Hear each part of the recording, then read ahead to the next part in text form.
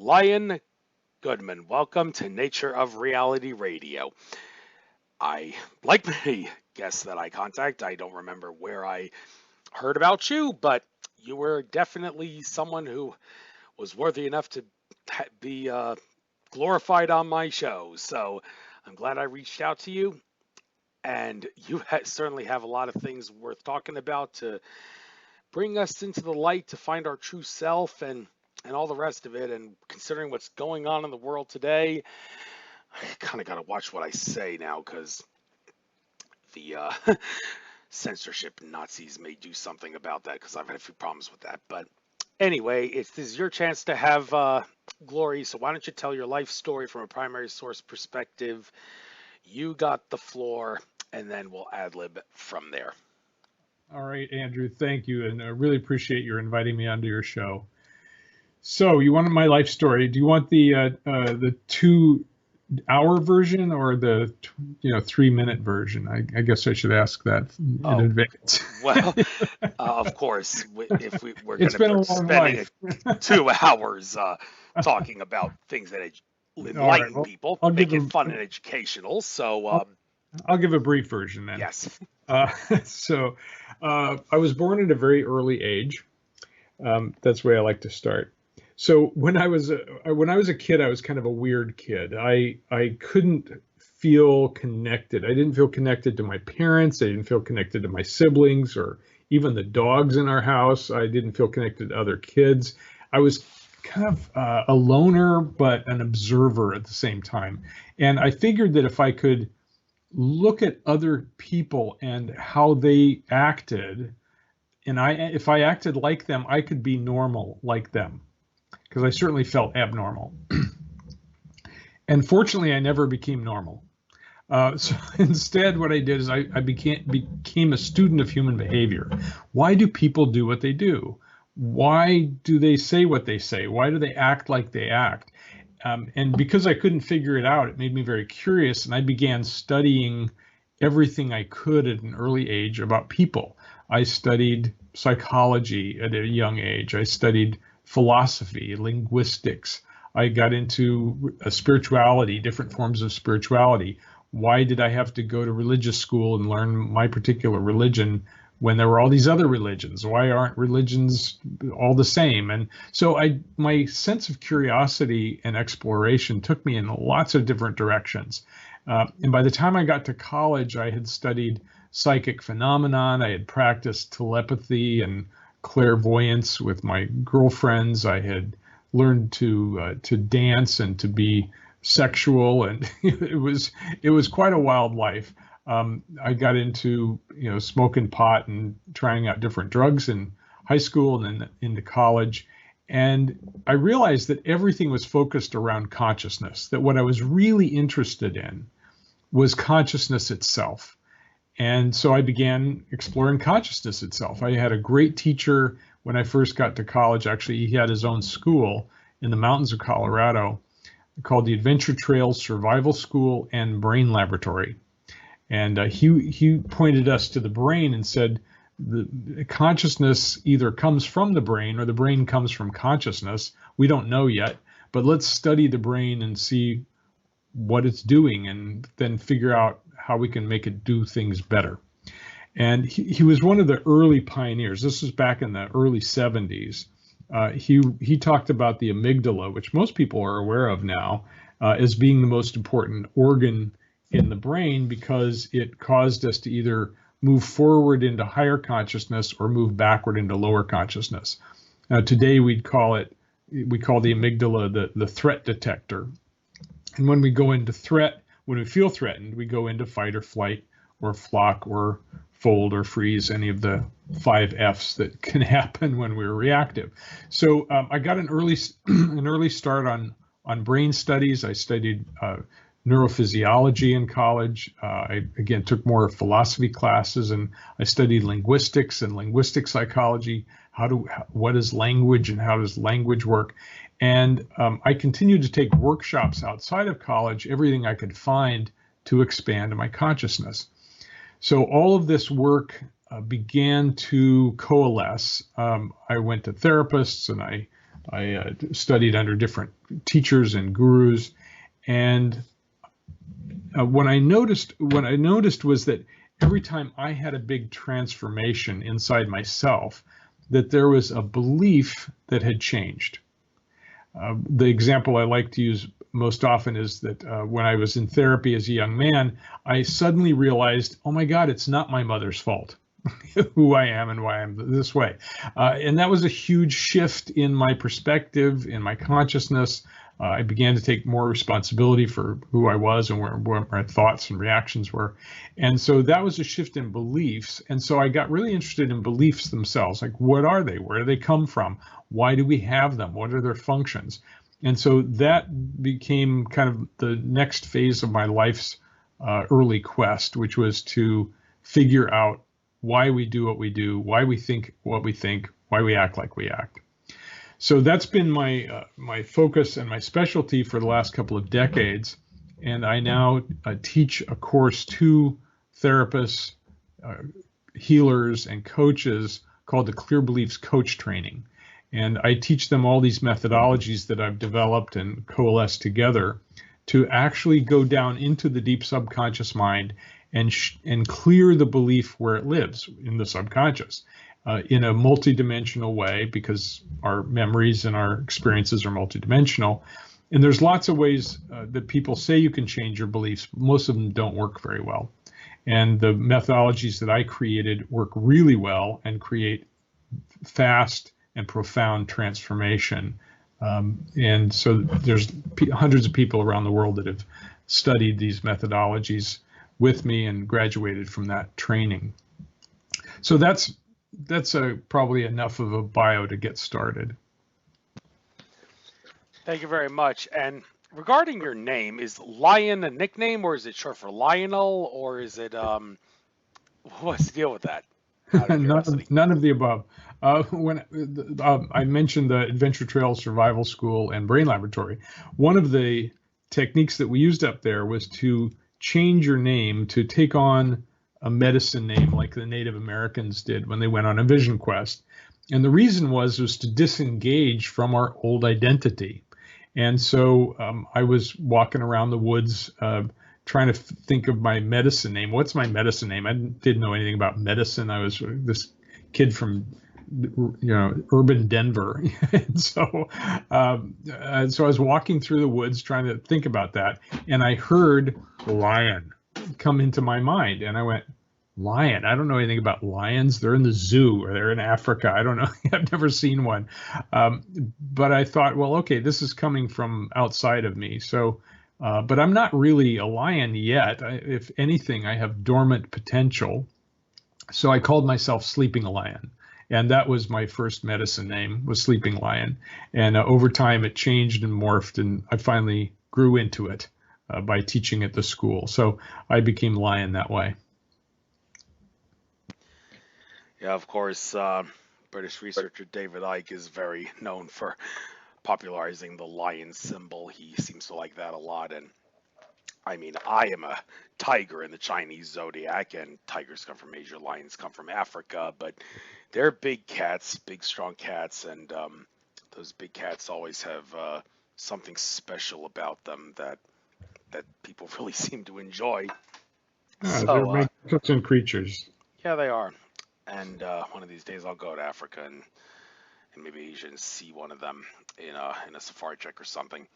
But anyhow, starting off, I guess I'll start with a bang with your books. You've written 4 books, and first one, Creating on Purpose, the Spiritual Technology of Manifestation. I presume this is law of attraction based, and when it comes to law of attraction, everybody talks about The Secret, and people that try to criticize The Secret, saying that it was not really focused too much on destiny tuning. You have to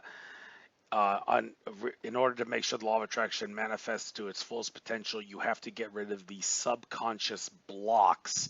And that was something that The Secret apparently missed on. But I don't know if you touched on that, so I'll give you the chance to what is exactly the deal of creating on purpose a spiritual technology of manifestation? Okay, well, first of all, it has nothing whatsoever to do with law of attraction. Really? We do mention it in the book as being one of about 50 laws of a creation that are magical laws. So it's nothing new. It's been around forever. And they took one law out of about 50 magical laws and made a big deal out of it. So we actually, my co-author was Anadea Judith, who is an amazing author and expert on the chakra system. She's written 10 books on the chakras and psychology. So she was my co-author, and we created a program together based on my work and beliefs and her work in chakras. And we realized that in order to manifest something, you'd have to take a thought, which is the seventh chakra, connected to spirit, and you have to maneuver it down to the ground, right? The ground is reality. So this is called the top-down energy of the chakra system. Most people think of the chakras as a bottom-up, like you have to clear your chakras from the bottom all the way up to the top, and then you get a big Kundalini experience. You're enlightened forever. That's the myth, anyway. And so it turns out that the ancient tantrics actually talked about both energy flows, but the top down and the bottom up. They called the bottom up flow liberation, mukti, and the top down is manifestation, or they called it enjoyment, which is mukti. It took me a minute to remember. So mukti and mukti. So enjoyment means, if you actually create what you want in the world, you get to enjoy it, right?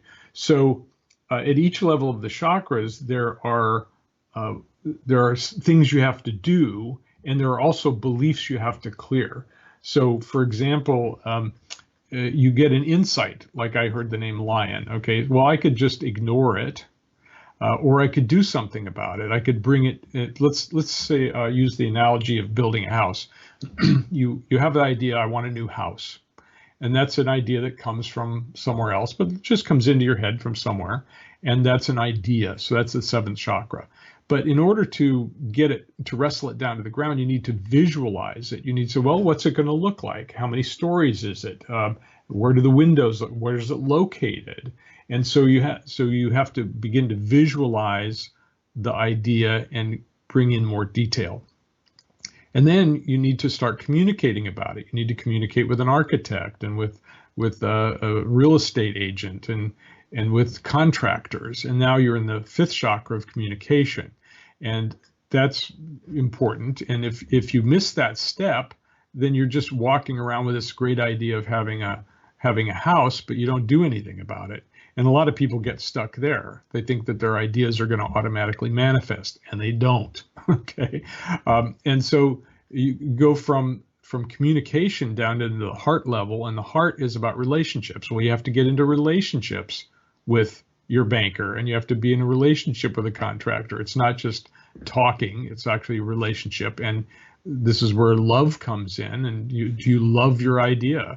If you don't love your idea, it probably won't manifest. You'll stop working on it. And then you have to move it down into the third chakra, which is the power chakra, and you have to start powering through things like obstacles and barriers. You have to deal with the planning department, and you have to start moving things around like objects. You need to take a backhoe and clear the rocks and the trees that are in the way of your house. And then in the second chakra, that's passion. And here again, if you don't have passion, you're not going to be able to manifest what you want. You need to keep going through those obstacles and barriers. No passion, you'll just be taken out. Your resistance will get in the way, and you won't ever manifest anything. And then finally, the first chakra is the step-by-step. It's not only our sacrum and pelvis, but it's all the way down to our feet, because you have to take one step at a time to move the world toward what you want. So this is the flow of manifestation. Okay, should we pick up where we left off? Oh, okay. Now I was on mute. Sorry. Looks like the Skype gremlins sabotaged us. So hopefully this won't happen again. So you were talking about the chakras. I think you were talking about the lower chakras, and then you broke off. So Yeah, I will I'll make pick it sure. up from there. Yeah. So Yeah, continue and let me make sure the thing is recording. It is. So good. Um, so good. So we move down to the first chakra, which is not just in our sacrum and um, the bottom of us, but it also connects to our legs and our feet. And in any step of manifestation, you have to take a step, you have to take another step and another step, and you have to move forward. So that's when you really bring it down to the ground. So you have this great idea for a house. You go to an architect. The architect asks you questions to get it more specific, to make it more dense. Well, where do you want the windows and how many rooms do you want? And eventually the architect takes it from your vision onto a piece of paper, which is moving it down into the physical universe. And then you get into the relationships and you establish relationships and you deal with those and you keep working and then you have to start moving physical objects around like wood and bricks and rocks and glass, and then you can move things. You keep moving things until you create your reality. So this is the whole idea of the book: is that you need to understand where. First of all, you have to be clear about what you want. You have to make each chakra level more dense and more real until you create your reality. Then once you have your house, then you can enjoy it. So that's the whole idea of the book, and that's why law of attraction has nothing to do with it. So, thank you for clarifying that. I kind of jumped to the conclusion there just looking at the title and seeing manifestation and all that. So it kind of jumped out at me. But anyhow, moving down to the next one, clear your beliefs. Now, the easier said than done. I mean, there's a lot of people on planet Earth who their beliefs are so strong you just can't wake them up, and they'll choose to be stupid sheeple. I'm sorry if that's a judgmental statement, but it makes the point, and it's those kind of people that keep the ball and chain on the matrix, if you know what I mean. So hopefully they're waking up during this unfortunate civilization shutdown. But when it comes to when you say clear beliefs and also clearing your mind, that's also easier said than done. I mean, someone like me, I've heard people tell me, Andrew, you have so much on your mind, I don't even know if you're listening to me. Well, okay, I do think a lot. Nobody has a tougher time understanding the nature of reality than I do. That's why I'm the host of Nature of Reality Radio. And of course, meditating for me is kind of a little bit of a chore, being a fire tiger and an Aries. I mean, it's a recipe for disaster when it comes to meditation. You can't really sit still for 10 to 15 minutes before you decide I want to do something else and get moving. So, what is in this book? And maybe I'm interested in hearing this because someone like me who needs to be able to clear his mind and be able to also, for the sake of all the sheeple out there who refuse to believe the truth because they can't handle the truth. I'm guessing maybe that's what this book is about. But you got the floor. What's it about? first of all, we need to understand the nature of beliefs. So, babies, even in the womb, and certainly when they come out of the womb, are trying to understand the world and trying to survive in the world. And they do that by looking for patterns. For example, a baby might notice that one face when it comes closer means they're going to get taken care of and they're going to be loved and held.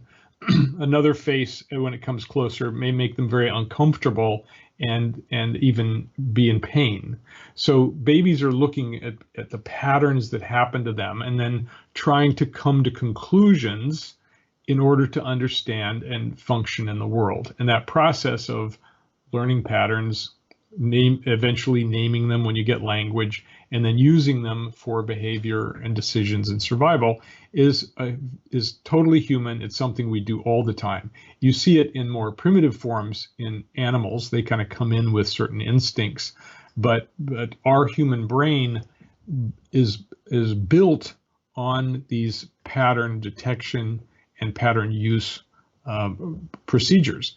And this is what I call beliefs. Other people call them by lots of other names: paradigms, frames, maps of meaning. There's really dozens of names for this fundamental infrastructure of the mind. Now, in the same way that the brain is made of neurons, the mind is made of beliefs, these patterns that have been identified. The good thing is that that's how we learn, and we can keep learning lots of things. The bad part is that we can learn things that aren't true. And so beliefs are an infrastructure, but you can have a lot of bad beliefs, just like programming a computer with crappy programs. It's not going to function very well. Well, it'll do exactly what you told it to do, which is to act stupidly. Okay. So another problem with beliefs is that they don't go away. They don't have expiration dates like meat at the grocery store. They should. It's like, okay, this is a good belief for your first 5 years, but as soon as you turn 6, you can let it go because it's just not true anymore.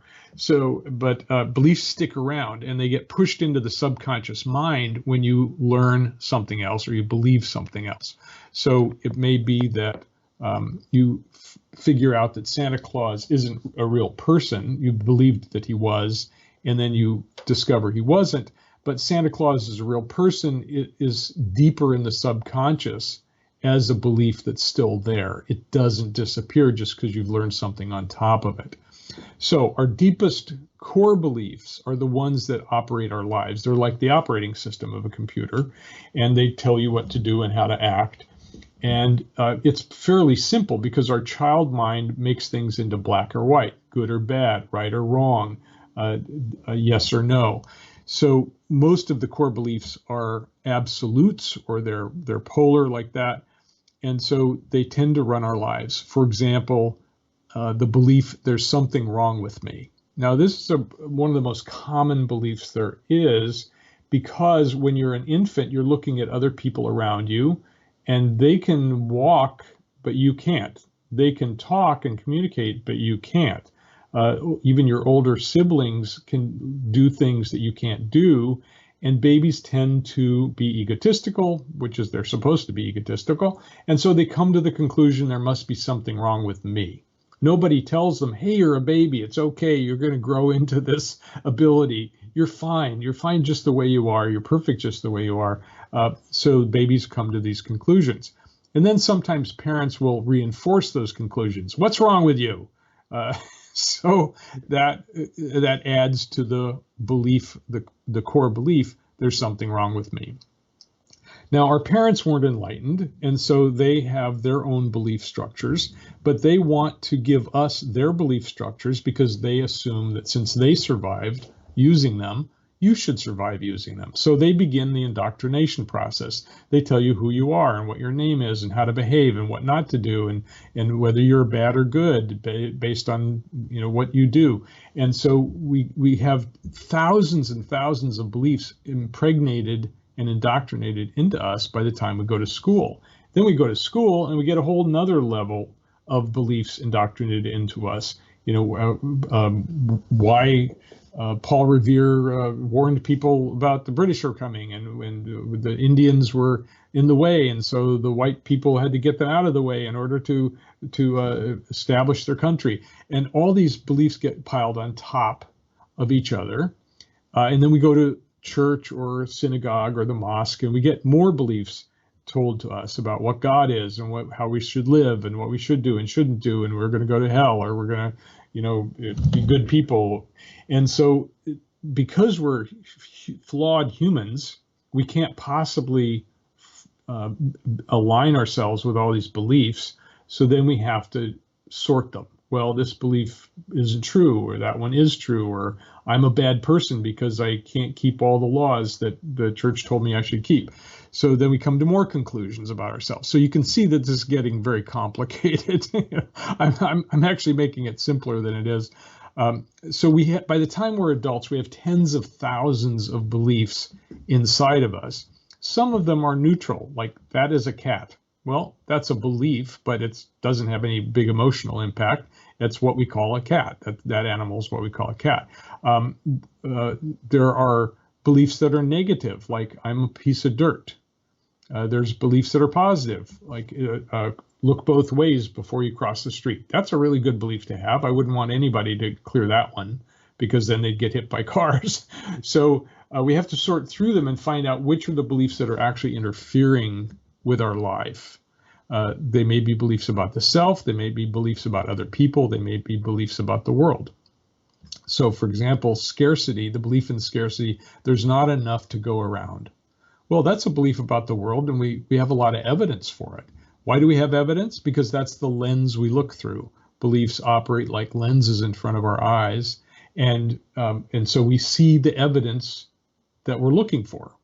And this is why people who have strong beliefs don't change them, is because they look around and they see all the evidence that verifies their beliefs. All beliefs are self-verifying. So it's not easy. In fact, it's almost impossible to change someone with strong beliefs, because as soon as you give them counter evidence, they dig their heels in harder. So they will fight with you about the fact that you're trying to change their beliefs. So it's a complicated problem, and there's lots of people who understand these principles of limited or negative beliefs, and then they try to change them. And there's lots of ways of changing them. The problem with most of those ways is they don't work very well. You change it for a little while, you feel a little better for a while, but then the old beliefs creep back in. And there's a reason for that. And the reason is that beliefs are multidimensional and multisensory because they're based on experience, which is multisensory and multidimensional. So if you try to clear just the mental part, just the thought, well, just change your thoughts. Easier said than done, as you said, right? Just change your thoughts. Just believe something different. Well, it doesn't work because beliefs are also in the emotional body, not just the mental body, the physical body, the energetic body. And so some people say, well, just tap on your forehead and your arms and here, and that'll clear the belief. Well, you're clearing an energetic part of the belief, but you're not clearing it at the subconscious level. You're not clearing it at the mental level or the emotional level. Well, just beat a pillow until the belief is gone. Well, that's groovy. You get to work out a little bit, and you get to express yourself. That's all good, but it doesn't clear the belief multidimensionally. So this is what I discovered after years and years of trying all these different techniques and figuring out what worked and what didn't work. And so I came up with a process that clears the belief from all aspects of the self at once. And then it's gone, and it doesn't come back. And one of the most common questions that gets asked of me after a session is, what was my old belief again? And I say, well, I'm not going to tell you because it's gone. It is gone from your consciousness. It's no longer there. So that's the foundational principle of Clear Your Beliefs.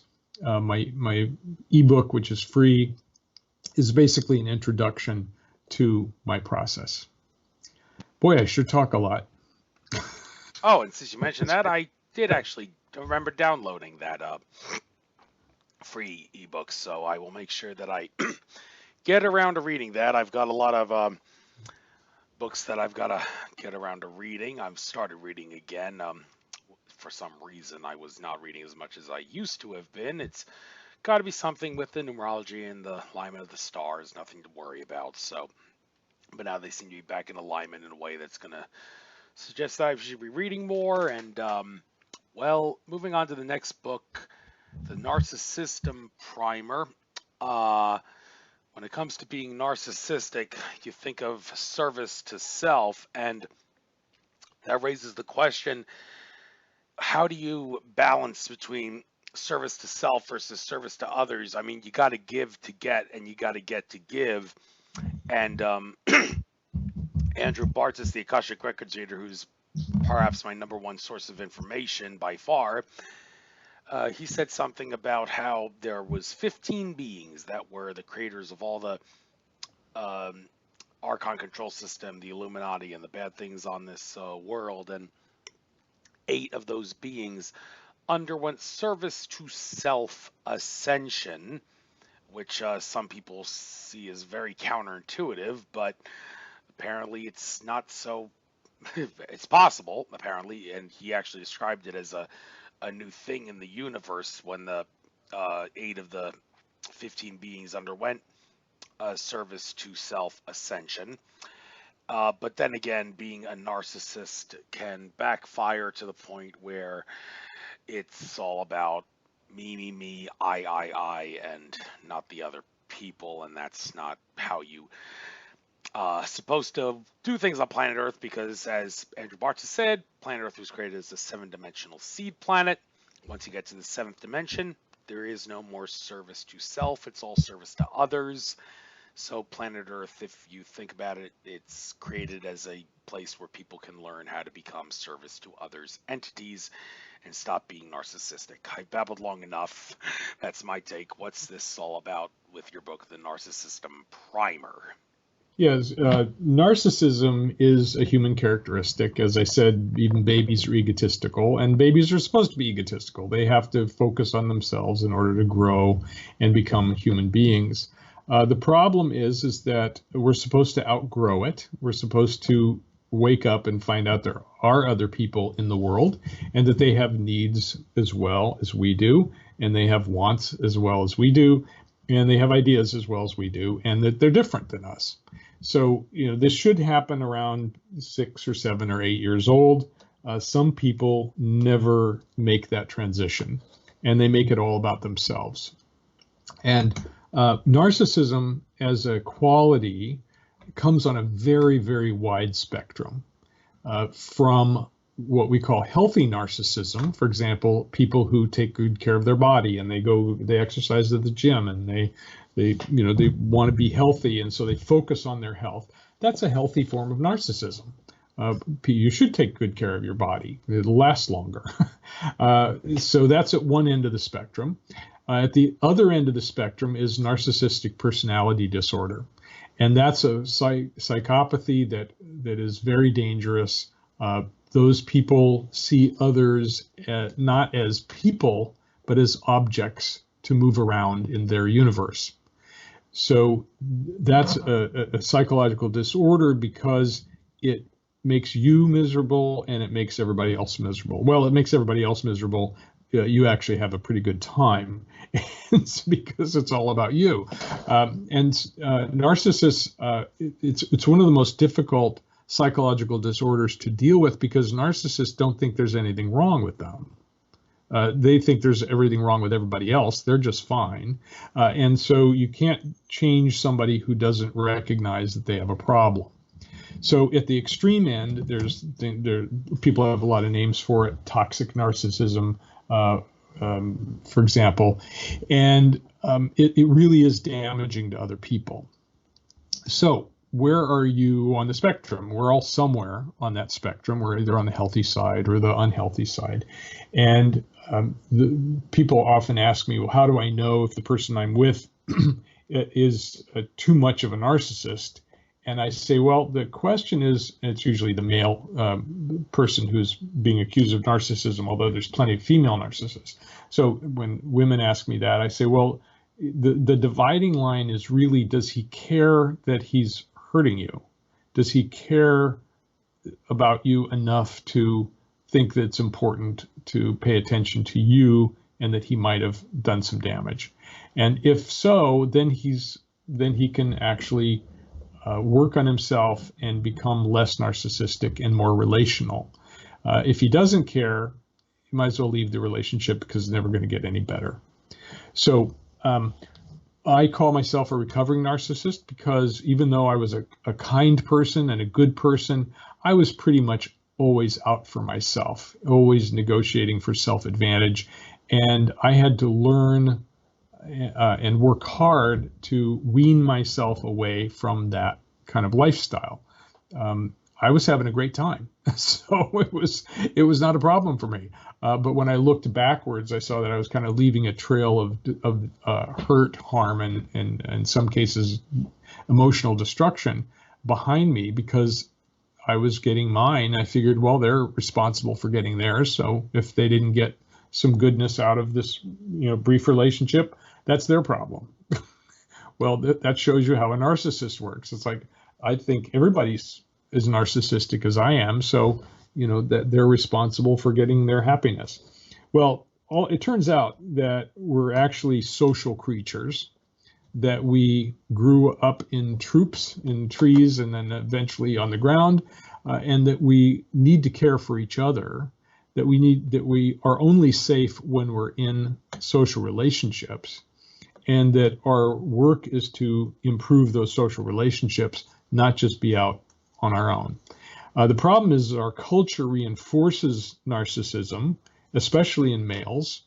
Go for it. Just do it. Go out there and beat up the world and beat up other people and succeed and get ahead. We're educated to be self-focused and self-absorbed. So we are fighting not just biological issues or mental issues, but also social issues in narcissism.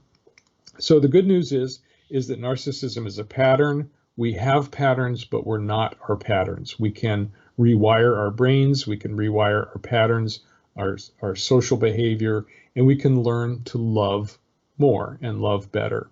So that book is a series of articles I wrote for the Good Men Project, a blog site about men, and it's a great introduction to the subject of healing narcissism.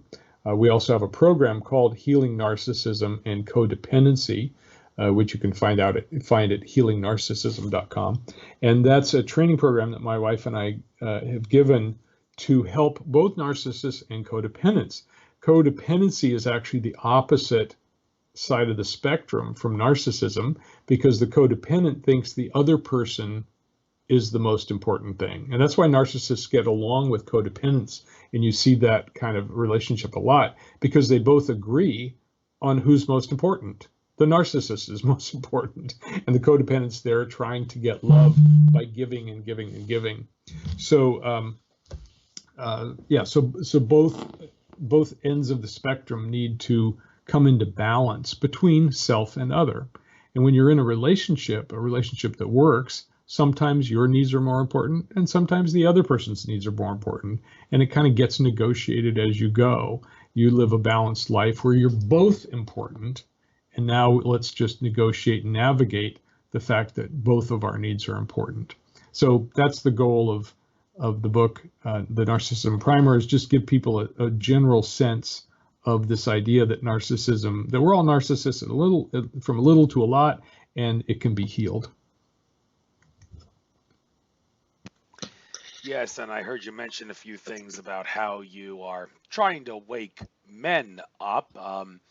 I hope that you're not thinking to yourself that you're not good at awakening women if you had the opportunity to do so. But if you feel that there's, for some reason, your mission is to enlighten men, that's the name of the next book, actually, then by all means, I'm interested to know, what is it about your life path that made you realize, okay, men are the gender, the Y chromosome is the person I need to wake up more so than the feminine, which is you would think, wouldn't you want to focus more on the feminine, on Mother Earth, the feminine energy dominant planet? But apparently not. Well, first of all, both my clients and my students are a rich mix of all genders, and so I don't have any particular focus on men, except that I've been in men's work for 40 years. I helped establish a men's group and a men's tribe called the Tribe of Men, and I've been a leader of men's groups and a participant in men's groups. And the reason men's groups came around was because women started forming women's groups back in the early days of feminism. And they found that talking to each other without men around was really useful, and that it gave them a new perspective and a new kinds of consciousness. They were raising consciousness, and men were just kind of going along doing what they were doing without changing their consciousness. And eventually they looked over and they saw women becoming independent and stronger and wiser. And they thought, gee, maybe that's a good idea. Maybe we should meet as men and find out what we're doing, because they're figuring it out over there. So maybe we should get some of that. So that was the beginning of the men's movement. And there's now, very large organizations like the Mankind Project, and there's lots of small men's groups all over the place. Some are led by a professional leader, some are self-led, that there's no leader. And so there is consciousness raising to be had by men. When you look throughout the history of civilizations and even back further into tribal cultures, men tended to hang around together and women tended to hang around together, and they'd get together, to raise babies or to eat together. But the men had a longhouse where they'd hang out and do ritual. And there was a reason for it. It's because men's work and women's work were biologically different. We've now mixed it all up, and everybody's everything these days. So we need different models today than we did then, but there is real benefit from men meeting together and getting to know who we are as men. And there's real benefit for women to getting together and finding out who they are as women without the influence of the other gender. And of course, now we have gender fluid people, and they have to find out who they are as well, that it's, it's different than just men or just women. So I have absolutely no prejudice whatsoever. It's just that I've been involved in men's groups because I am a man, and I have not been involved in women's groups because I am not a woman.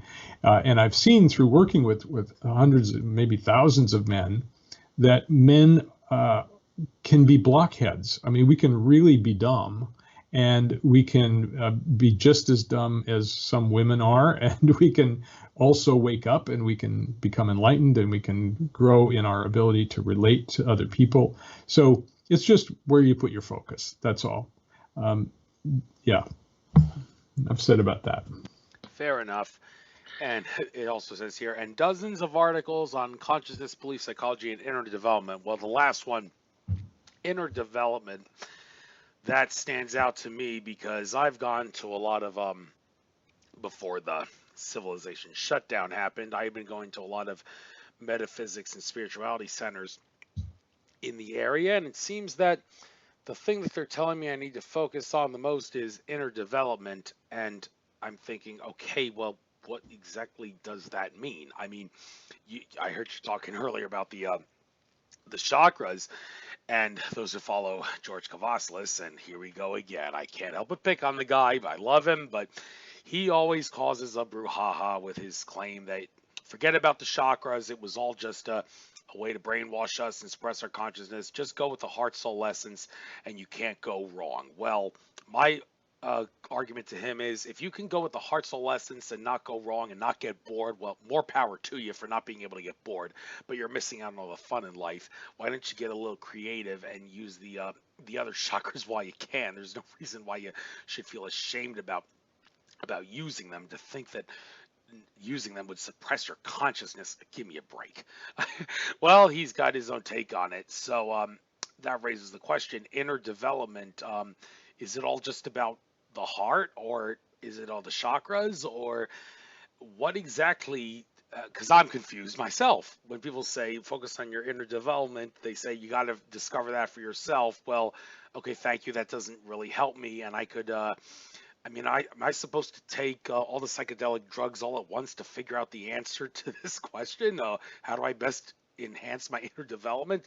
Don't want to have to do that way, but the way people are telling me you have to discover for yourself, I'm thinking, like, what can I do to figure it out? So for those that are being told that you got to improve your inner development to enhance your outer world, and they don't know how to do that, I guess, can you please give the best advice you can give? Sure. First, don't take all the psychedelics at once. Take them only one at a time. That's my best advice for it. So, my focus has always been the inner to the outer, right? We aren't just a mind walking around by itself. We're interacting with the world. We're interacting with the physical world and the social world. We have our inner world, our personal universe. And inside our personal universe, we can craft our experience, we can clear our beliefs, we can grow, mentally, we can grow psychically. But then that personal universe is inside of the social universe. That's the universe of you and me. And the way we create in the social universe is different than the way we create in our personal universe. That's one of the ways where the law of attraction goes wrong, because you can't just sit around and meditate on money and a bag of money is going to fall on your head. Money is a social good. It's a social tool. And so we have to negotiate with other people, and we have to sell on each other, and we have to talk to each other and communicate and navigate and negotiate. That's a social universe function. And that's how we create. We make agreements, and we say, I'll see you tomorrow at noon at the coffee shop. And we're creating using language and commitment. And then we also exist in the physical world, which is larger than the social world. The physical world includes matter and time and space and energy. The physical world was created before us. And so we can't create it. We can manipulate it. We could pick things up and carve them and glue them together and nail them together and shape them and decorate them. That's what we can do with the physical universe. That's how you create in the physical universe. So if you want to create a sculpture, this is coming back to similar to the chakra conversation. You have an image in your mind. You create an image in your mind of the sculpture you want to create. You can shape it and change it and visualize it totally accurately. But then you have to engage in the social universe. You have to go to the quarry and buy a piece of stone, using money as an exchange. That's a social universe function. The physical stone existed before, but you can haul it back to your house, and then you can begin to shape it and carve it and take away what's not your sculpture and end up with a physical sculpture. And now you've created beauty, some beautiful thing that's in the physical universe. But then you have to interact with a gallery owner or a buyer, and then transfer in the physical universe your beautiful sculpture into their gallery or that person's home. So we're constantly working in all three universes. Inner development means not just improving yourself, but it means improving your ability to relate to other people and be in the physical world. So to me, it's an endless process, because all three universes are much bigger than we are. And there's endless playtime. There's endless play to hone and sharpen our ability to be effective in each of those universes. So how do you know whether you need inner development? Well, what are your problems in life? If you got no problems, then there's nothing to work on. Most of us have at least one problem. Some of us have dozens of them. And so you can tell by the problem where the work has to be done. It turns out that you can't change anybody else. You can influence them, but you can't change them, and you can't control them or anything really. But you can have influence. So you could learn to have more and better influence. If you want to be a sculptor, you have to practice sculpture and make a lot of mistakes and learn how to make less mistakes. That's learning in the physical world. If you want to be a better person or have better relationships, you need to learn how to be a better person or how to have better relationships. So for me, inner development is just, pointing inward to saying, I'm the only one that can change. If I'm in a relationship with an asshole, pardon my language, I can't make that person change, but I could change how I relate to them, or I could change my mind about being with them. So where is your greatest leverage? It's on the inside. If you see the world in a certain way and it's not working very well, take a look at how you're seeing the world. And that may be in your belief structure. So if you change your beliefs, you're going to see the world differently. You're going to have more options. You're going to make better decisions. And so inner development results in outer success. And if you don't want to be around people, go be a monk. You can be whatever kind of monk you want inside of a cave. You can clear all your beliefs, but don't expect to have better relationships by doing that. You can become enlightened and still be an asshole. Anyway, that's my viewpoint about inner versus outer. Yeah, and the Clear Beliefs coach training site, I'm looking at that now, and when it comes to being a coach, it seems kind of counterintuitive that a life coach is not actually going to tell the give instruction to the person, but they're supposed to talk to them in a way that allows for the person to come up with their own instructions for themselves. I mean, after I graduated high school, I decided to, in my free time, whenever I had the chance, to go to the school and coach the shot put and discus throwers on the track team during the winter and spring season, because I was good at that, and I decided to be a coach because they needed an extra coach, and I was giving advice all the time. So to hear that a life coach does not give advice in the way that like a sports coach does, it seems so counterintuitive, but they're obviously not the same thing. There's a big difference. So when it comes to being a life coach, if that's the kind of coach that you are, could you please enlighten everyone on how being a coach is, and also, I'm sure there's people out there that may be chomping at the bit, like that are impoverished, that want to think it's maybe in my best interest to spend $1,000 to get a coaching degree to be a coach. And I mean, is it an investment worth doing? That's a question a lot of people, I'm sure, in this present time are considering. So, any advice? Oh, I've got lots of advice because I'm one of those coaches that gives advice. Okay.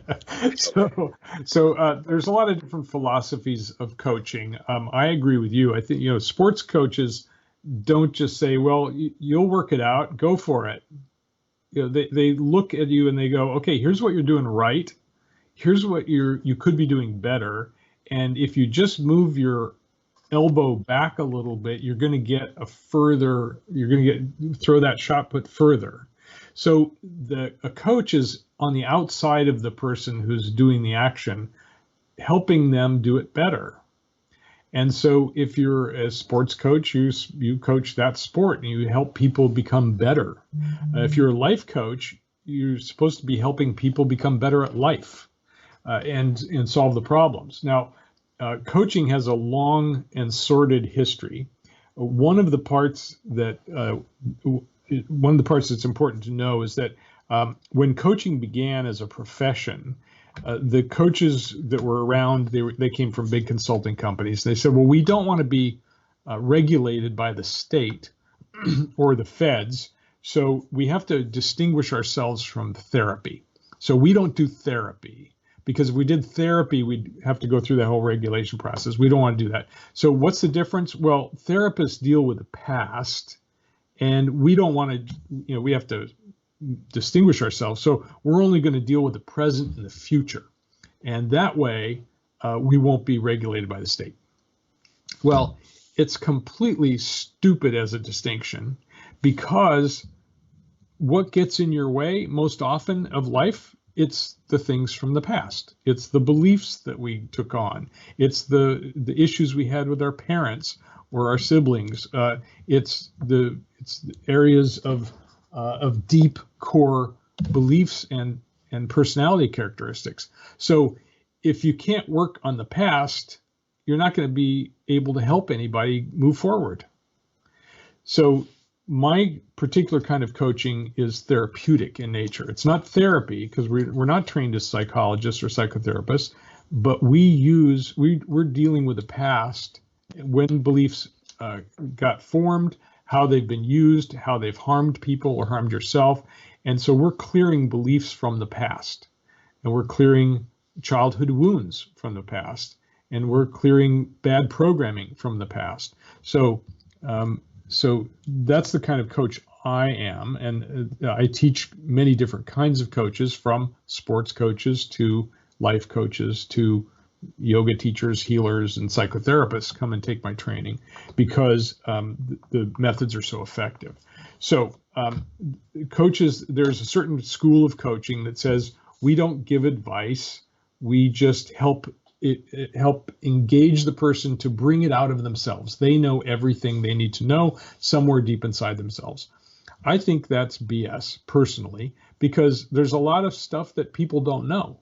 So how could you expect them to coach themselves or find out what's inside when they haven't learned the best things that there are in life? So giving people information, helping them make distinctions that they can't make themselves, educating them. That's part of coaching, is giving people what they don't know yet, including advice at the right times. You don't want to just be an advice giver, but a good coach is like a good sports coach. It's like, oh, we're going to help you become better by giving you whatever you need at the moment, including feedback, accountability, getting you out practicing your sport or practicing your life, practicing love, whatever it is that the coach happens to be working on. So for me, coaching is a very holistic process of looking at the client and saying, what does the client want to accomplish? What do they want in their life? And how can I help them get that? Because I'm not going to tell them what they should want. I'm not going to tell them what they should believe. That's for them to figure out. So my big question is, what would you prefer to believe? What would you prefer to be living and experiencing? And then now I can help you get there. So there's where you are, where you want to go, and then there's the shift from where you are to where you want to go. I'm going to help you there. Okay, and the clear your beliefs, and just to clarify the confusion, there's clearbeliefs.com and clearyourbeliefs.com. The word your is in there. They're two different websites. I'll make sure that I put all these sites on the video when I upload it to YouTube by midnight tomorrow, as I promised them I guess I would. So the Clear Your Beliefs program allows you to all these things on the list, and the bottom line is, every time someone does a healing or a clearing or a ritual or a meditation or to clear out something negative, I mean, the hope is it will never come back again, but eventually that thought or that thing, whatever, eventually somehow finds its way to come back. Right. And that raises the question, what did I not do in the clearing during the healing of the meditation that I did that caused that to come back? I mean, this is just, is this a question about the nature of reality that we don't understand, or is there some secrets to limiting the amount of times that you'll have to keep releasing pain and things and all that, and to the point where it won't bother you anymore, to the point where you can actually ascend to higher consciousness faster because everything will be positive? Any advice? Yes, of course. I have lots of advice. So it isn't the fact that you brought it back. It's the fact that it was never cleared completely. Okay, so most techniques, including psychotherapy, clear things from one area, but not all areas. You name a process, and I can tell you what realm it's functioning in and why it isn't complete. Because I've studied everything. I've studied language, and I've studied philosophies, and I've studied religions, and so I've looked into all the aspects of a human being, and recognize that if you really want to get rid of something, you have to discreate it. You have to uncreate it, because you're the one that created it in the first place. Even if somebody programmed you with a crappy belief when you were a kid, at some level of consciousness, you took it on. And if you took it on, you can take it off. It's like someone put you in a bad costume for Halloween.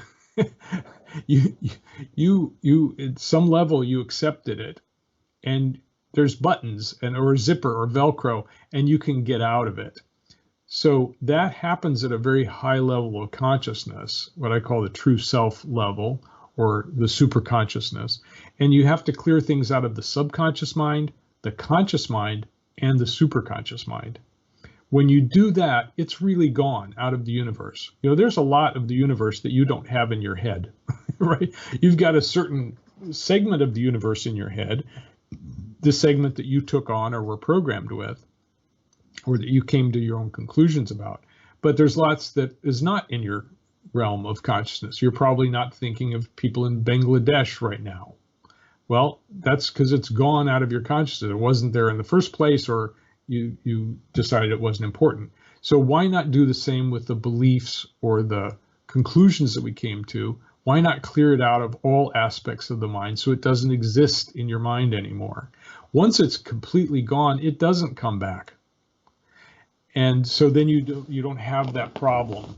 If you just try to push it away or suppress it away or affirm it away or yoga it away or psychedelic it away, it's really only one aspect, and you got to get it completely out the door so it never comes back. Now, beliefs come in clusters. So, for example, a cluster might look like this. I'm all alone. Nobody likes me. I'm a terrible person. I've done something really bad. I'm not forgivable. Like these beliefs all cluster together and they reinforce each other. So you might clear I'm a terrible person, but all the rest of them are still there. And so you got to clear all the beliefs in a cluster in order to have it completely gone. A lot of times what happens in my sessions is we'll clear a belief like I'm a terrible person. And the person will come back and they say, but I still believe it. I say, well, what do you believe? And they say, I'm an awful person. I go, oh, well, that's a different belief. So it's not I'm a terrible person, it's an awful person. Words are important. So I'm a terrible person's gone, but I'm an awful person isn't gone yet. Let's clear that one now. So in the process I teach, you can learn to do this yourself. You don't have to come to me every time. I teach you self-empowering processes you can use. And the Clear Your Beliefs program is 7 recorded sessions where I take you through the core process called the belief closet process. And we clear one belief at a time. And by the time you're done, you can do the process yourself. You don't need to listen to the recordings, although you can. You can do the process yourself. So in life, you're walking down the street, somebody looks at you funny, and you go, oh my God, I've done something wrong. And you go, aha, that's an old belief I've got. I've done something wrong. I'm going to clear that one right now. So you take a couple of minutes and you clear it. And then you're walking down the street and you're happy again because you don't believe that anymore. And then someone bumps into you and you go, what am I, a piece of meat? And you go, oh, there's another belief. I got to clear that one. So you learn to just clear the beliefs as they come up in your mind. And it's like if you had to walk through the jungle, and you can't see through the jungle, it's too thick with vegetation, and you don't even know which way you're going. But if you have a machete, you can clear what's right in front of you and take another step forward. And then you clear what's right in front of you and you take another step forward. And you clear what's in front of you and you take another step forward. So the processes that I teach are like a machete. They get you through life and they get you where you want to go one step at a time. It's a long journey. It's not an instant, I'm going to clear all my beliefs at once and be enlightened. It's a journey. That's why we're here, is to take the journey, to take step by step, improve ourselves, keep going, run into problems, make a mistake, fall down, get up, learn from the mistake, and continuing on your way. That's what life is. Yes, and eventually life, it has to keep increasing in positivity. I mean, we're told that that's what's going on with the vibrational frequency and the Schumann resonance and all that rising and rising. But on the other side, as Sai Baba would say, when you see more negativity in the world, there is more light, because you're bringing to light the things that you need to wake up. Well, that raises the whole can't handle the truth thing. And Akashic Records reader Andrew Bartz, in my private session with him, he actually told me you're not meant to know the truth. And of course, that would apply to everybody to some degree. And I can't help but think, okay, does that mean that there's going to be some force out there in the universe that's going to like prevent the 9/11 truth movement from coming out on the mainstream media or something, to the point where everybody has no choice but to believe it? And I mean, David Wilcock, during his recent talks during this shutdown was saying that there was going to be like 8-hour segments, 3 8-hour segments of a 24-hour period of revealing basically everything that David Icke talks about in his 9-hour talks, but this is a completely different one where it's not David Icke talking, but the powers that be, of course, saying, yeah, the conspiracy theorists are right all along, and now we're telling you the truth, and you have no choice but to believe it. And then David Wilcock, after that doesn't happen, says, well, we need to make sure that we can put our kids to bed at night and all that. And I'm like, can we please stop using the excuse that humans can't handle the truth to keep the truth from coming out? It's ridiculous. I mean, where exactly is the boundary line that the universe has created in regards to making sure that we don't know the whole truth? You're not meant to know the truth either, but I'm sure you can give some answer to this question that's going to cause me problems for eternity for sure. Well, let's talk about what is truth, because that's a philosophical question, right? We have limited brains. As smart as we are, our brains are limited. We learn about the world by having experiences and coming to conclusions. Those are not truth. Those are just temporary conclusions that will help us survive. So a baby comes to the conclusion, if I cry and make a fuss, I'll be taken care of. Now, that's a really good belief for a baby. It will ensure his or her survival. We're supposed to outgrow that. If you probably know adults who cry and make a fuss in order to get taken care of. It's unseemly. It doesn't look good on an adult. But for a baby, it's absolutely true. It is the truth that helps them survive.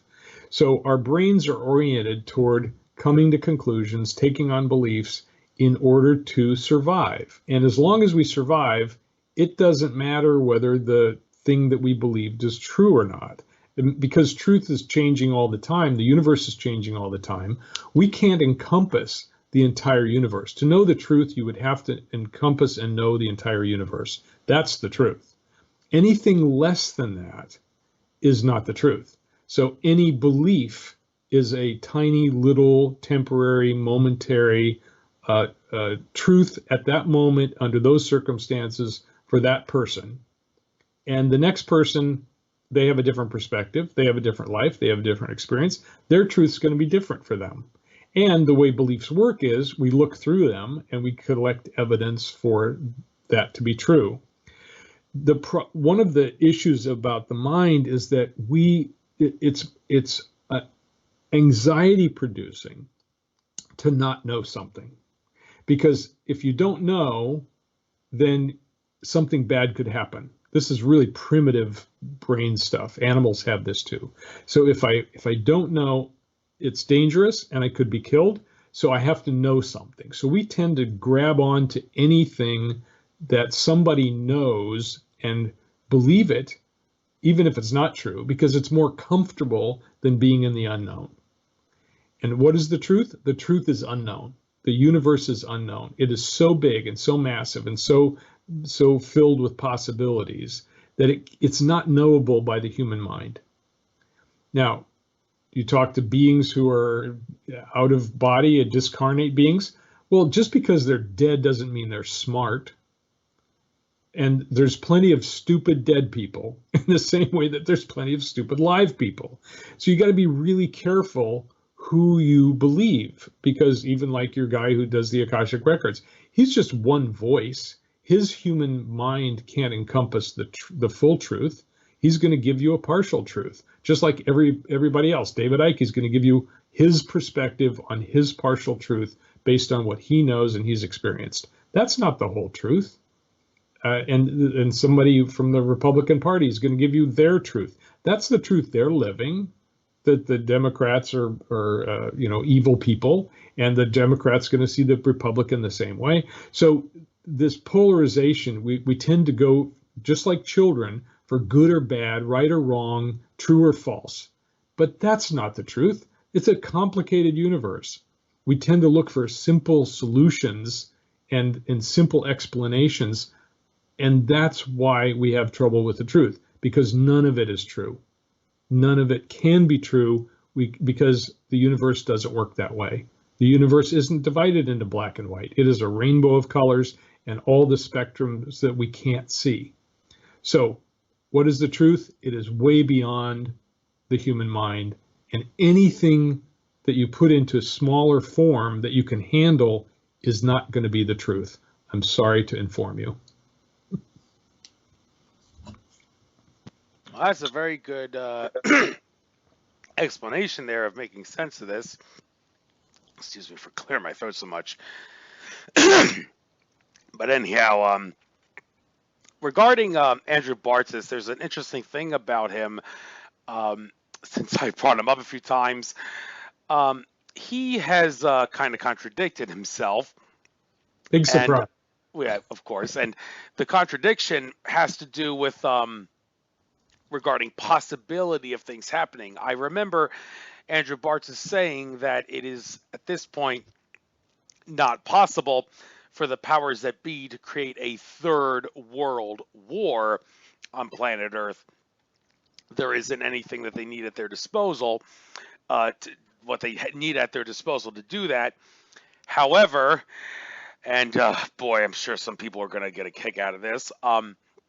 I actually asked Andrew Bartzis a question that I just typed in randomly, and it was of all the questions to ask, the question that I asked him that was actually chosen to ask was, is it possible for a homosexual man to have a foot fetish for female feet?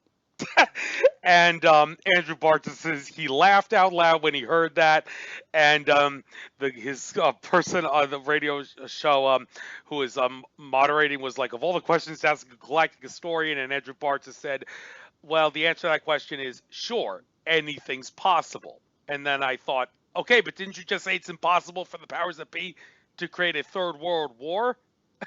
So see the contradiction here. So how does one make sense of a contradiction like that? And I haven't had the chance to confront Andrew Bartzis and ask him directly about this specific contradiction. But do you have anything to say to make sense of this? Sure. Again, anything less than the whole truth, meaning that you understand and comprehend the entire universe and everything in it, is a limited viewpoint. So Andrew has a limited viewpoint, and whoever he's talking to on the other side has a limited viewpoint. An enlightened being, a truly enlightened being, would look more like a star, shining its divine brightness out in all directions, and it would be so far beyond the human mind that it would communicate only in light. Well, we have a sun at the center of our solar system. There are hundreds of billions of galaxies, each with hundreds of billions of stars in them. Each one is a different possibility, is a unique set of circumstances and viewpoint. So we are a very tiny little animal on a tiny little planet out in the far-flung outer skirts of a galaxy. And how could we possibly know anything?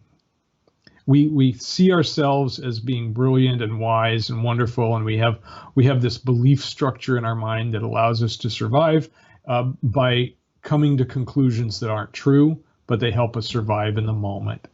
And so it doesn't matter who you talk to or who you're listening to or who you think you're talking to on the other side. It's all a limited viewpoint. So you have your choice. Well, which limited viewpoint do I want to listen to? Do I want to buy into? Do I want to go along with? Hey, my philosophy is if it works for you, great. If it doesn't work for you, change it. But don't try to convince everybody else that it's true, because it might not be true for them. Let other people have their beliefs, respect their beliefs, and if they want to change them, there's an opportunity to change them. And if they don't want to change them, that's their decision. They'll be living with their reality that they created with their beliefs. So I'm very liberal in the sense that I allow people to believe whatever they want, and if their beliefs aren't working for them, then I recommend that they change them, and I show them how to do that. Thanks. And now getting onto the website that luminaryleadership.net. appears to be an institute that people can join. When it comes to luminary stuff, talk about light, and the symbol that you've chosen for that is like a four-leaf clover, but it's not the clover shaped. It's I don't know what the tip of my tongue what the name of that symbol is that you've chosen for that, but Yeah, it's the infinity sign or the, oh, yeah, it is the infinity sign yeah. on up and down on sideways. So if people were to join this, what would they get out of it? And when it comes to light and realizing your infinite consciousness, and well, then again, how do we make sense of consciousness? Compare and contrast consciousness with soul, and compare and contrast soul with spirit. Some people say spirit is the same thing as soul. The two different words are the same thing. Others say they're not the same thing. They're two different parts of the same reality or whatever. So how do you make sense of understanding the nature of this light luminary universe regarding what consciousness is and what the difference, if there is a difference that you know of, between soul and spirit? All right, well, let's start with Luminary Leadership Institute. Yeah. That is not something to join. It's actually a service that my wife and I provide to high-level executives, owners of companies, people that are living a big life and want to live an even bigger life. So that's our personal coaching service where we help, for example, executives who have lots of money and lots of power, but a terrible relationship at home, or they have great relationships at home, but they're not doing too well in business. So that's a service that we offer to high functioning people to help them improve their lives. So it's not something to join, but if you're one of those people, we'd love to talk to you, and we can help you with it. So back to your other question of how do I make sense of this? Well, because I've studied beliefs, it gives me a great grounding and ability to look at any argument and ask the question, well, what does that person believe about it? What does that person believe about it? Let's talk about soul and spirit. I happen to have my own viewpoint of it, but I don't claim that it's true. It's just my viewpoint. I believe that spirit is more of the air and soul is more of the earth. Those are two aspects of a human being. But because we're multidimensional, we're again taking a multidimensional, infinitely complex being with pure potential made of light that happens to be in a body. And we're saying, okay, well, let's take this person and divide them up into parts: body, soul, spirit, mind, emotions. Well, why did you use those particular distinctions? Well, they seem logical. Well, okay, but is there really a difference? Or is it one complete being with multiple aspects in multiple dimensions? So all of the words that we use to describe people, whether it's chakras or whether it's higher intelligence or true self or false self or all these things, they're just temporary distinctions that we're making to have a conversation. None of them are true. They're not the complete story. Whenever you look at a person, if you're seeing them in component parts, that's not the whole self. When they complain about their life, that's not their whole life. When somebody talks about politics, that's not the whole picture, or economics, that's not the whole picture. So beliefs are convenient mechanisms for us to communicate ideas to each other. And language is a great tool, but don't get caught up in the belief that language is true either. It's just a belief structure. When I say the word chair and I say imagine a chair, you're going to imagine a different chair than I imagine because we've had different experiences in life. So trying to divide up a human being into parts and say that's what's true, to me, is just an exercise in futility. Let's remember that we're using language, that language is a limitation, that we're using our beliefs. Beliefs are limitations. In fact, the belief has to be a limitation because you can't point to something and say that's the whole universe. It's a limited part of the universe. It's a tiny component with apparent outside edges. But you look at a plant, it's got it's got leaves that have edges on them. Well, is it really an edge? I mean, there's oxygen and carbon dioxide exchange going on at the molecular level of that leaf. It's not just a thing in and of itself. It's connected to the air around it and the sunlight, and it's connected to the ground and the minerals in the soil, and the soil is connected to a mat of biological creatures and fungi that communicate under the ground. So again, expanding your consciousness is a way of seeing bigger than what you're seeing. It's seeing the multidimensionality of life. We don't end at our skin. Our skin is communicating with the outside environment. Our energy system, it stretches out. HeartMath can measure the heartbeat, the electrical component of the heartbeat from 20 feet away from our body. So clearly we don't end at our skin. We're influencing each other all the time. And so we're not objects either. We are interconnected, multidimensional beings in an interconnected, multidimensional universe. So whenever we say you, if I say you, Andrew, I'm not talking to the whole of you. I would have to say, hey, universe, this universe over here would like to have a interchange with the universe over there. That's more accurate than saying, hey, you want to talk? So again, you remember that beliefs are limitations. Words are limitations. We can use them, we can play with them and have a good time and communicate and exchange ideas, but none of it's true.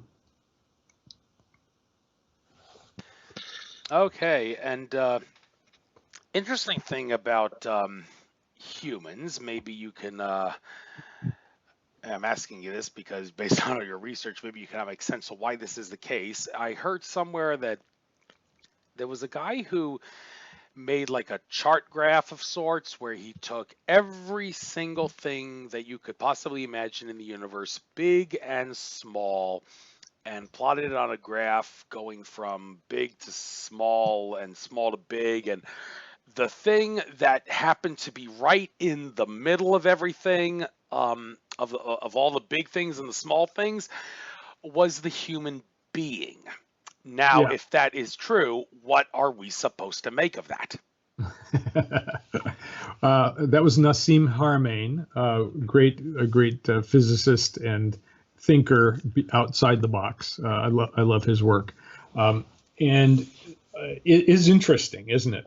It is interesting based on his scaling, and he's a good scientist, so I'm sure it's accurate. He scaled everything from the most massive objects in the universe and space itself, the size of the universe itself, down to the infinite micro atomic level and the quark level. And based on that spectrum, yeah, we're somewhere in the middle. We're sort of in the middle. But think of everything in between. And if you were a planet, you'd probably do the chart and say, look, we planets are right in the middle here. So we're special. And a star would say, wow, look at that. We stars are right in the middle there. So it's a big universe, and it's a complicated universe, and it's filled with mystery. Now, the thing about mystery is that it makes us nervous because we don't know. Just remember I said, not knowing makes you anxious because it might be bad or dangerous. So we tend to fill our minds with things that we can know, and the mystery is a wonderful thing if you can slip into it, sink into it, or rest into it. Like, wow, there is much more unknown in this universe than is known. We see a tiny little fraction of the light spectrum. And we have names for other parts of the light spectrum, like X-rays and gamma rays. And we don't see those things. They just pass invisibly through us. Neutrinos are passing through our bodies right now, but we don't see them or feel them. But they're a very big part of the universe. They're a huge part of the universe. So the mystery is why we're here at all and what we're here for.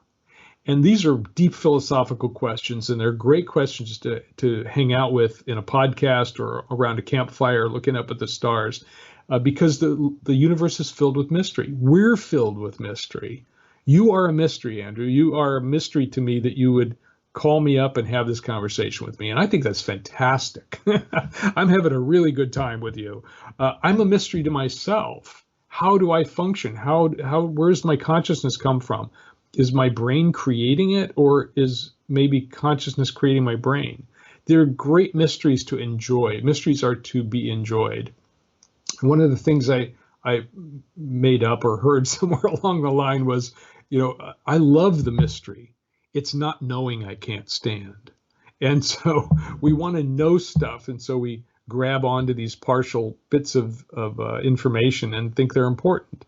But when we sit back and look around, and you look up at the stars, and you look at pictures from the space telescopes, you go, "Oh my God, it's a big universe, and we know only this tiny little fraction of a corner of it." Let's just rest in the mystery and go, "Wow, isn't that cool? Like, that is really amazing." And let's just have fun there. That, to me, is the most fun we could have.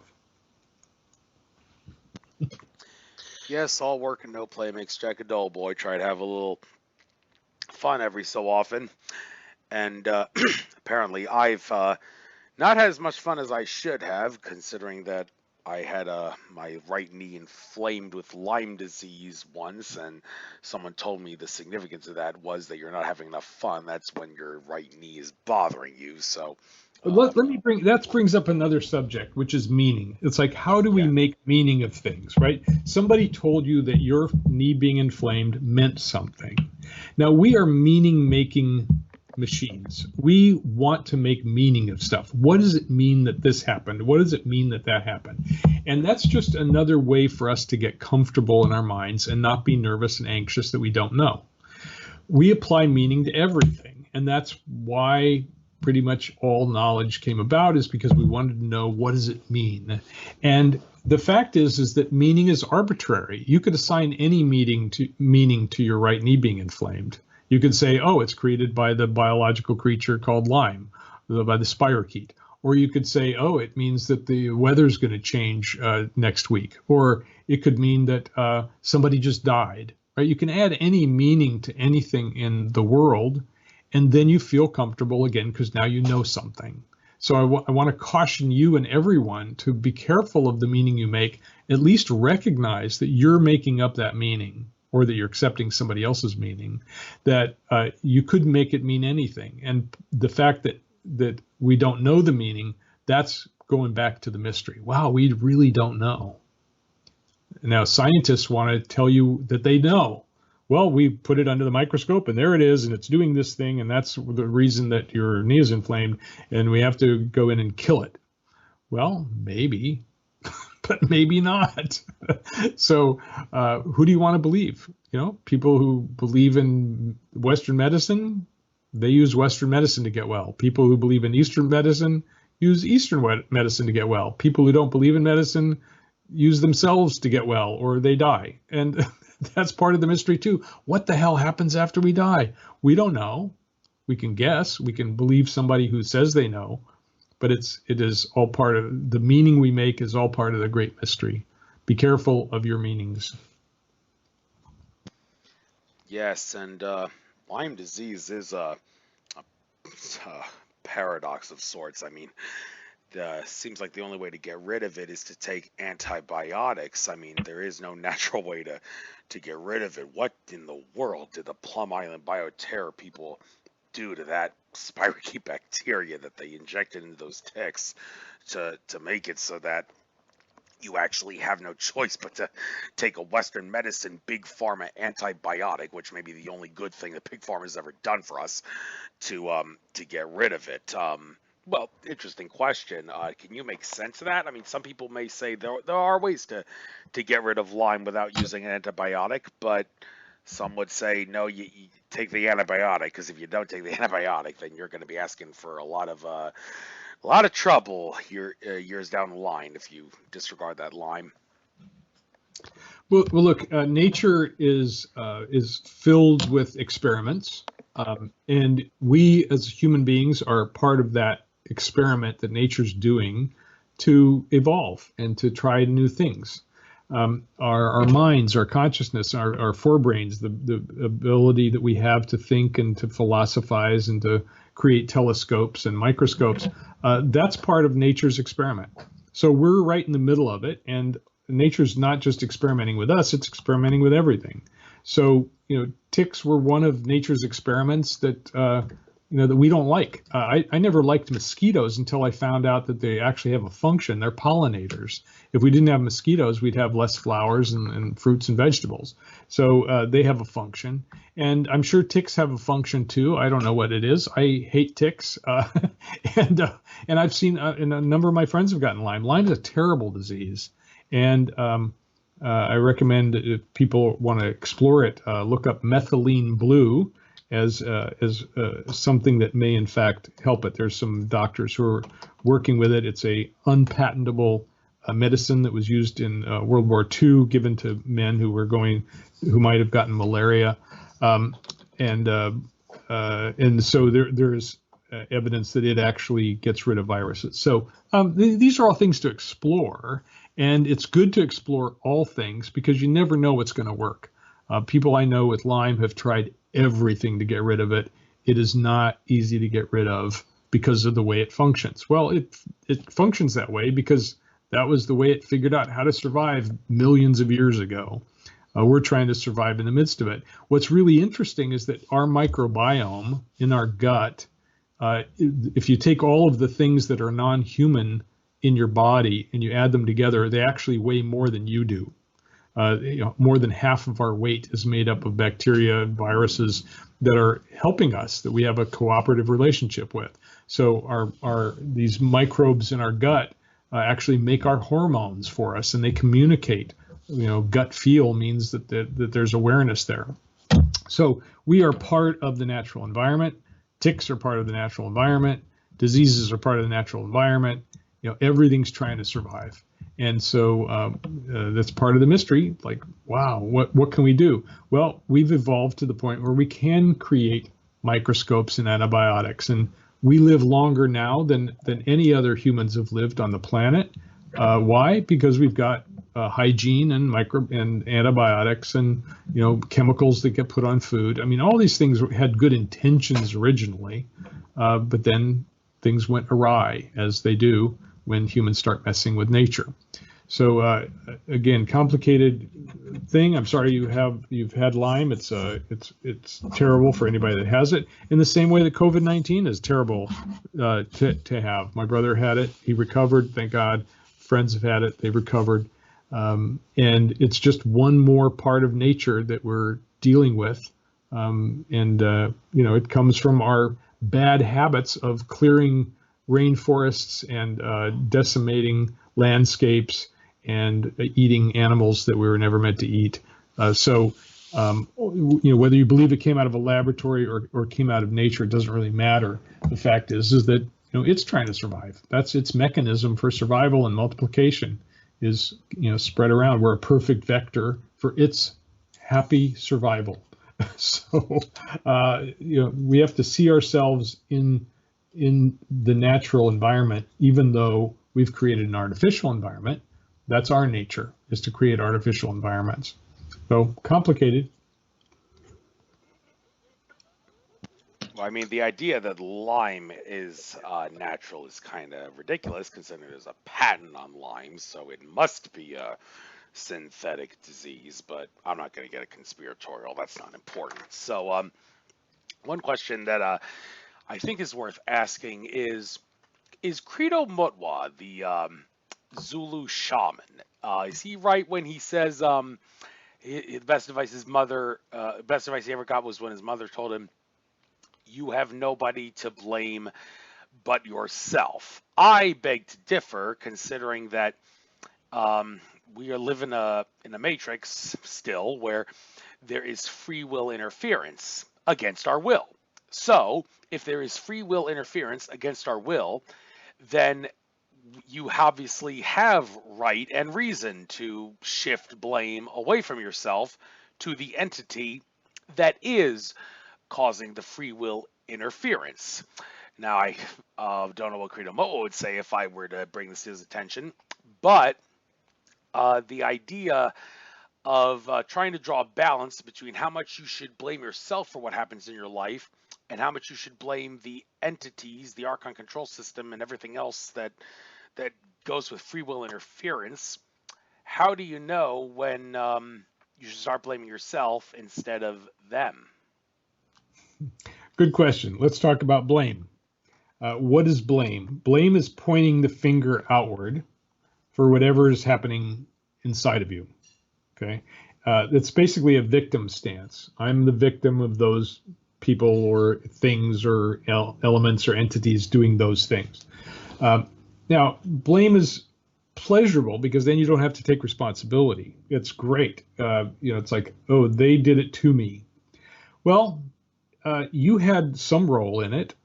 They had some role in it. It's a big universe, a complicated universe, and even history. The people who lived a million years ago have some role in it because they were progenitors of them, or which I'm not sure I'm using the right word. But they created us, so they must be at fault. Blame is really not useful as a concept, and I think that's probably what that mother was telling him, is like, well, if you're going to blame somebody, blame yourself. But the fact is that blame isn't useful. Taking responsibility is useful, where you say, well, I don't know how I got into this situation, but I certainly got myself into it. Now, what do I do to get myself out of it? So that's called taking responsibility. The best definition I ever heard came from one of my teachers who said, responsibility is the willingness to acknowledge that you are cause in the matter, whether you recognize it at the moment or not. So it's not that I'm responsible for everything, because I'm not. I didn't create the universe. I didn't create my mother. She created me in a sense. I didn't create biology or botany or anything else. So I'm not the cause of everything. So I don't have to take responsibility for everything.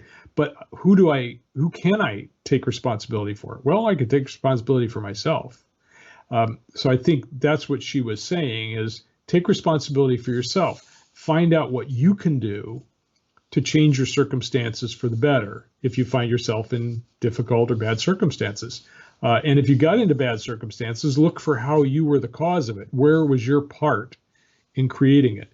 We live in a co-creative universe where we're co-creating all the time. We're co-creating with nature. We're co-creating with each other and civilization. We're co-creating with our culture. We're co-creating with our minds and with our beliefs. So what's my part in it? I didn't create the Vietnam War. That was a social thing that was created by those in power when I was a young man. I didn't create the fact that that my number for the draft was 365, so I was never going to be drafted. I was sure happy about it when I got the news, but I didn't create that. What did I create? What is my responsibility? Well, I might have voted for the wrong people, or I might not have known enough about the economics and the politics to have any voice in it. So I'm not a victim of the war because I managed to stay out of it, but I know a lot of victims, people who got drafted against their will and were killed or were injured or maimed and came home broken people. What's my responsibility there? Well, if I see myself as a cosmic being or at least a social being, maybe it's my responsibility to respect those people and be kind to them when I come across them. Or maybe I volunteer and go be a psychologist in a military hospital.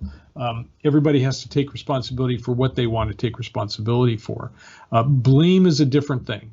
And so my suggestion is, rather than point the finger outwards, remember that when you're pointing your finger outwards, you got three fingers pointing back at you. And that's what responsibility is, saying, okay, what's my part in this? For example, when my girlfriend got a tick and she started getting that rosy glow, around the tick bite, we didn't know that that meant that there was a bacterial infection there, and so we waited too long, and she waited too long. She didn't get the antibiotics in time, and she suffers from Lyme to this day. What was our responsibility? Well, we slept outside that night on the deck. We decided to do that. We decided not to, she wouldn't have gotten it. We should have known that what the signs of the tick bite was, but we didn't. So that's our ignorance. I don't blame the tick for doing what it did. It was just being its natural self.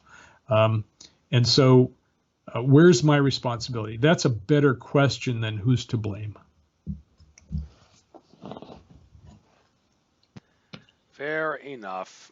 And looking at the future and what may happen as a result of this civilization shutdown, best case scenario, we reverse the Nixon shock of 1971. I recently spread a video that Mike Maloney of Gold Silver YouTube channel did, where he explained how the Nixon shock of 1971, it like changed everything. And there was a presentation I watched from some gold and silver conference where a guy talked about how the reason so many people can't make sense of the idea of moving to a gold standard currency is because they've lived under the thumb of the Nixon shock for so long. And that's true of my parents, as a matter of fact. I've tried to talk to them about it, and they don't seem to get it. And well, they're not the only ones. And hopefully, I'm hoping, and everybody else is, that there will be no more bankers loaning us money that doesn't exist and charging us interest on it. No more corruption on Wall Street when this whole thing is over. That seems like wishful thinking. And I mean, you hear that this whole Jassara and Nassara RV thing, the excuse for why it hasn't happened yet is always the bankers are fighting to the bitter end, and we underestimated how much they were gonna fight back. And I hear that, and I say, oh, is the bankers fighting back too hard, or are you just not trying hard enough to suppress them? So nobody, I don't know what the truth is in regards to that, but it just makes for great radio conversation. So I guess we'll close out this interview with a what you see for the future of humanity when this whole thing is said and done. Is there going to be a financial reset which may kickstart a 10 to 15 year period where we, dare I say it, get to no money at all? Well, I was thinking recently that I should start a new religion, and it's called Donology, because the answer to every question I get asked is, I don't know. What's the future hold? I don't know. What is God? I don't know. What's the best way to make money? I don't know. So you're my first initiate into the religion. I offer you a complimentary membership in Donology, because the fact is, I don't know. I don't know what the future holds. I don't think anybody does. And anyone that says they do is making a fallacious claim, because they can't possibly know. Now, do I have hopes? Yeah, absolutely. Do I hope that we get off the standard of money and just become sharing beings, sharing with everything with everybody? Yeah, that's my hope for civilization. Do I have high hopes for it? No. People have been using different kinds of money in exchange for at least 5,000 years. So it's unlikely that's going to change. Is the American gold standard going to come back? I'd like it to. I think it's a good idea. Do I think it's going to happen? No. The bankers don't want it to happen. It ain't going to happen. They're making too much money and having too good a time. Do I blame them? Well, they're selfish like I am, and they're trying to make as much money as they can like I am, and they have families like I do, and they want to take care of their families like I do, and they want more power like I do. I'm not any different than them. We're all the same. We all have similar qualities because we're all human beings. So do I have hope for the future? Yes. Do I think we're going to come back quickly from the COVID-19 pandemic? No. I think we're going to have many waves of it, and it is going to change some things fundamentally. I don't think it's going to change the economy, unless the economy really tanks deeply, and then we're going to be in a depression for at least 10 years. That's not what I hope for, although it might be good for us. You know, the people that are going out and infecting each other by going to bars and having a good time, you know, they're going to experience what they experience through their choices. So I don't know what the future holds. I hope things will get better, and I'm going to do everything I can to make my life better and other people's lives better. And that's about as far a reach as I can do. And I'll study politics, and I'll study economics to make better decisions when it comes to voting time. And I'll encourage everybody to vote because that's our way of making change in this culture. And I'll keep telling people about beliefs and and the truth. The truth is we don't know. So I wish all of your listeners a very good and very deeply mysterious future.